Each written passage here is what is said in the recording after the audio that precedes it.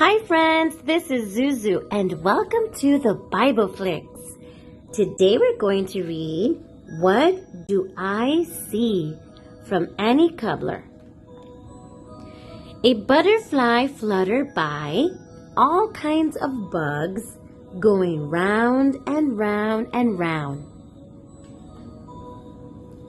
A chirpy bird up in a tree and two snails with silvery trails. Pretty sparkly things and a friendly face. A big red balloon, the soft smile of the moon. Nothing at all, and a whole new world. The end. Thank you for watching. Don't forget to like and subscribe. Bye.